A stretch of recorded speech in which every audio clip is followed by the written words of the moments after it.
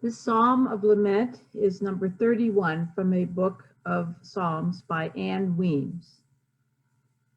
How long will you watch, O God, as your people live huddled in death? The whole world is dressed in tears, and I have joined the procession of the bereaved who walk daily in death places. We drown in the sea. We bleed on the battlefield. We lie stricken on sick beds. We are judged in the courtrooms. We are victims of crime. We are homeless. Oh, Jane, you got muted. Oh, sorry. Okay, Okay, sorry. We are, sorry. can you hear me now? Okay. We are tormented by mental illness. We are abandoned by loved ones. We wait in unemployment lines. We grow up on the streets. We live with disabilities. We are injured in accidents. We are plagued by family problems. We fight drug and alcohol abuse. Have you not heard enough, O God? We sit in police stations. We watch our loved ones endure pain. We are falsely accused. We encounter prejudice and hate. We are humiliated and abused.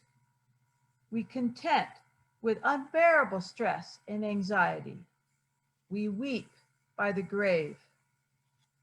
We are your people, O Creator God. We are the work of your hands. Is there no more grace for your troubled ones? Will we continue our unholy procession around the pit of living death? There is no sun, no moon, no star. We cannot see our way. Have pity on your world, O God. Have pity on your weeping world. We remember all the time you lavished your grace upon our heads and into our hearts. You gave us the gift of light, and we walked with our heads up in the procession of life. Restore us, O God, to your sanctuary. Look upon us and let your heart be moved to break the bonds of the bereaved. In this hope is our joy. In that day, we will run to join the procession of life, and we will sing hymns of praise forever and ever and ever and ever.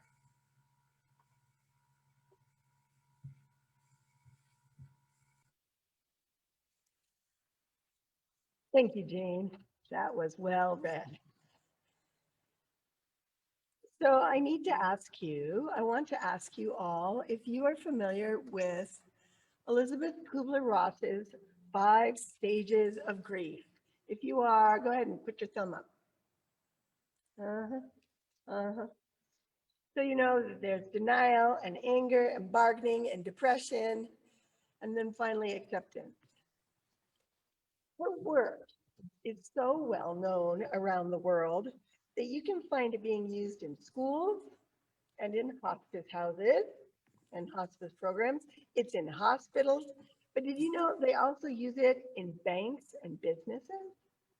Did you know they also have it as a useful tool for divorce attorneys and divorce counselors? And of course, it's in every funeral home in America. And yes, they are using the 5 stages of grief in this time of the COVID pandemic. So the stages are often depicted in some sort of a curve. You start at the beginning up here, and you start with denial, and then move into anger and depression and bargaining, and then you slowly move up again towards acceptance. I recently saw a graphic where they said, this is what they tell you will happen as you face grief. This is what happened.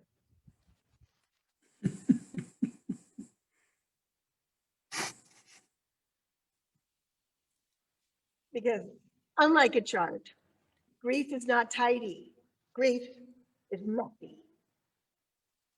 And in this pandemic, in which we are all embroiled together, and in our lives wrapped up inside of the pandemic, there is so much to grieve, and it is so messy. What do you miss? I have a good friend who says one of the things she misses the most is the relaxed atmosphere in a coffee shop where she can write for hours, drink good coffee, quietly enjoy that ambiance, and it's gone.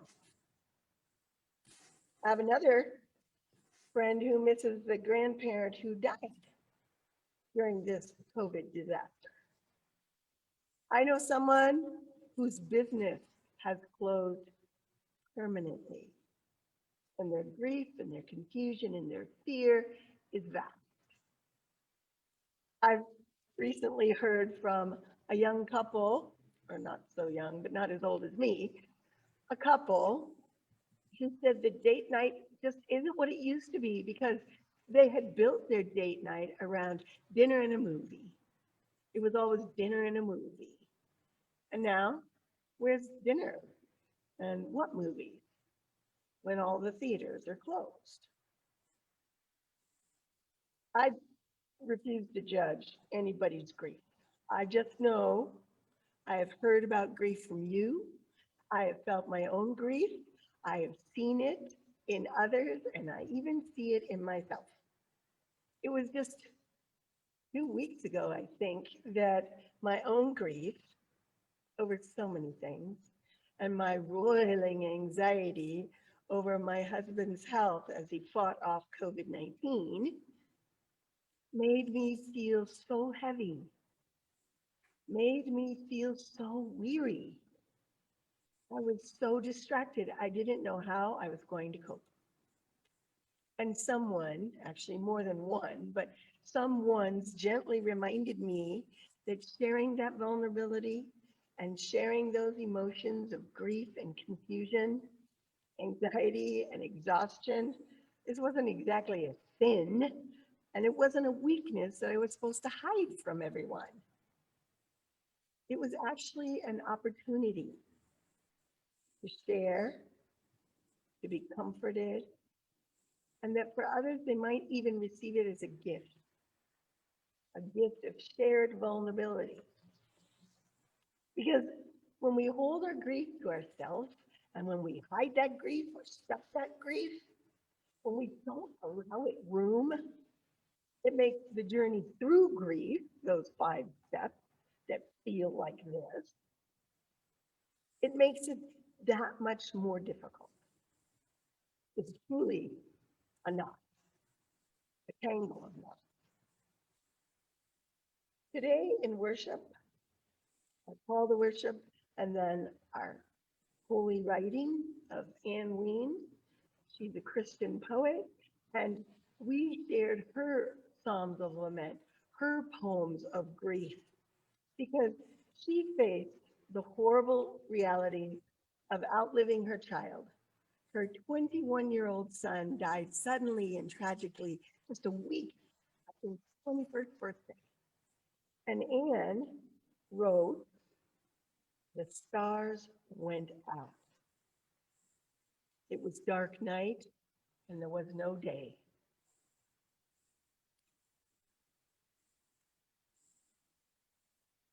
She says that she started to write those poems desperately angry and overwhelmed by her emotions. And she would write one and stuff it in a drawer and not look at it again. But she wrote another and stuffed it in the drawer. And then another and stuffed it in the drawer until she had over 30 of them. And it was when she started to share them and heard from other people how helpful that they were, that she was finally able to reread them and eventually publish them. If Elizabeth Kubler-Ross is right, millions upon millions of people confirm that she is right, then, friends, anger, denial, depression, bargaining, we are in for it. We are in for lots of it. But it is possible that we can be angry and still not harm others. And we can have denial roar through us. This can't be. I don't believe it. And we don't need to blame someone else. There are days ahead of us, friends. For us as a nation, when we're going to want to bargain our way out of some really, really difficult times of grief and anguish with our Black and people of color siblings in this nation, those who've been despised and rejected and denied their civil rights, those who've endured violence and racism by people with my skin color. We will have to get through this. Americans are, I feel, immersed in a variety of griefs right now. I think we can see in the nation different ways of grappling with grief. There's rage, we see lots of that, and there's bargaining, even on Wall Street. There's denial, this can't be happening, and there's so much depression. It's all around us. It could be from COVID-19 taking over 210,000 lives. It could be seen in the angry white terrorists who tried to murder their governor. It could be seen in the anger that's tearing down racist monuments around our nation. Oh, we see the forms of grief. Yes, we do. Even the story I read about Westminster and the story that I have told and retold to you and to the community year in and year out about our founding and our relationship with the Spokane tribe. Even that story will have to be faced, will have to be altered by the truth of the grief of the Spokane tribe when they tell us how they see our story. Our story will be changed. It will be messy for us, and we may want to in denial or moment of bargaining about the truth of our story, but I believe with time and with honesty, we will come to a place of acceptance for our complicated founding story. So the work of grief is messy. We have been warned by Elizabeth Kubler-Ross. But if we don't do that work, if we are stuck, we become overwhelmed and we get buried in it and we can be obsessed by it. It takes over our lives. You can feel engulfed entirely by it. When Anne's grief was fresh, she said, no stars, no day, only darkness.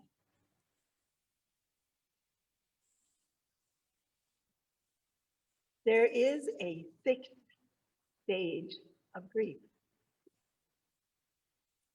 Kubler-Ross had a colleague, David Kessler, and co-wrote some of her most famous works, wrote some of his own works on grief and dying. And then David, his beloved son, a few years ago died of an overdose. And David felt this profound grief and then the profound need to write a book. The book's name is Finding Meaning, the sixth stage of grief. David writes honestly about finding meaning by telling other addicts the story of his beloved son's life and struggle with addiction, and then his accidental death. He tells that story with eloquence, and he is committed to helping others through that story. He says that story, as heartbreaking as it is, gives his life meaning. And it gives meaning even to the tragedy of his son's death through a drug overdose. My beloved parents are both dead, but the life I live is filled with meaning that I have from them that transcends their death. I know I'm living out the values that I learned from them. And I have shared those with my own children. I share them with my grandchildren. I share them through my community activism. I share them with you in my sermons. They inform my entire life. So though my parents are dead, I believe and I find meaning from the truth that they live on through me. And they live on through you. They live on through my children. They live on through all those who were touched by them and changed by them. And that includes me and my 6 brothers and sisters.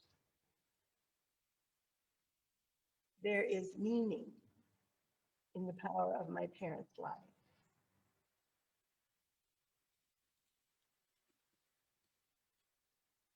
No matter how far we get from this year, 2020, and many of us feel the sooner, the better, we will never forget this year. It will always be in a larger font. It will always have a unique place in our memories because we are facing so much grief and there's so much upheaval and challenges in our very lives, in our American democracy.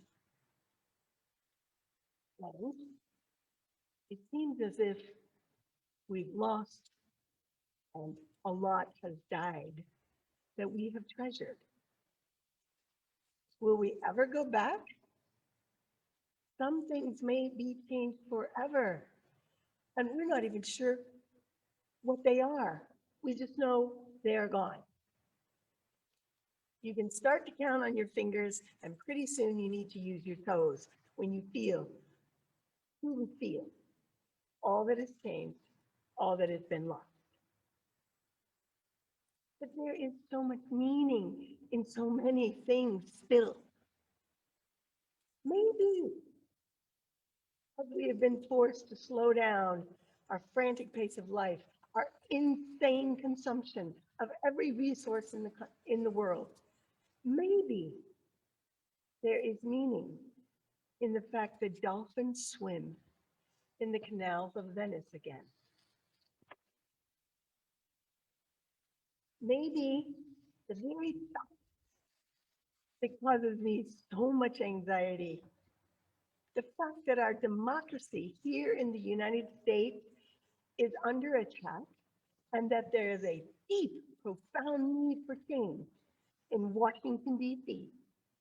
Maybe that will finally force people, impress upon people that they need to vote, that those voting booths should be busy, that those ballots should be sent in, not collecting dust on an end table. Maybe now, more Americans than ever before recognize and value our system because it is under attack, because we are afraid to lose it. We do not want to grieve the death of our democracy.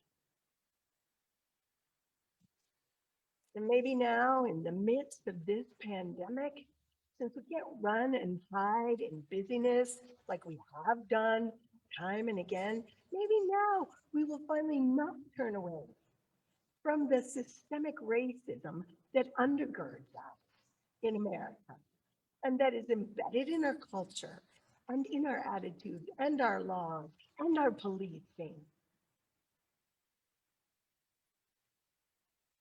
Maybe you and I already lost a vision of America that we unthinkingly held, that white is normative. You can grieve it, but you can find meaning in the end of it.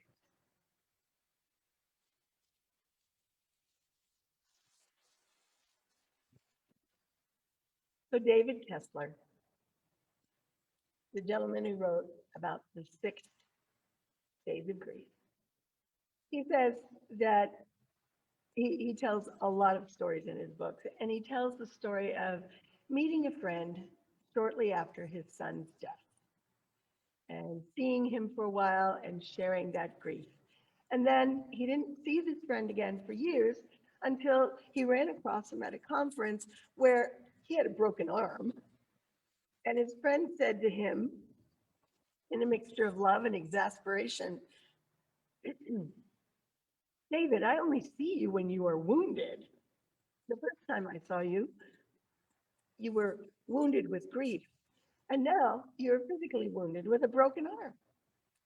And David's answer to his friend was, no, when you see me, I am always in the process of healing.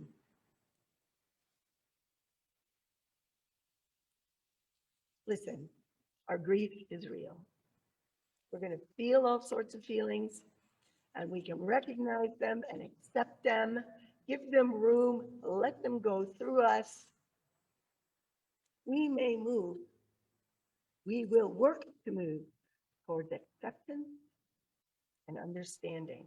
And let us move towards making meaning. Meaning in our lives, meaning in our communities, meaning for all those and all those things that we have lost. Let them not be wasted. There is meaning for being here, even when those we love are not with us. Grief can hurt us.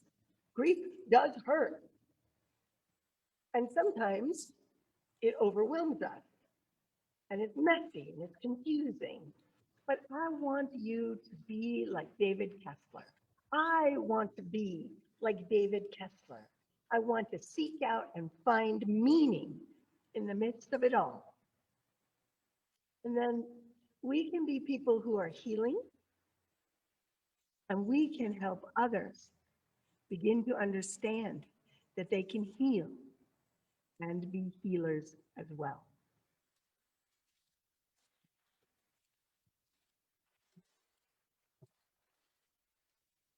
I trust you and I believe in you. Let us vow to find meaning and to heal. Amen.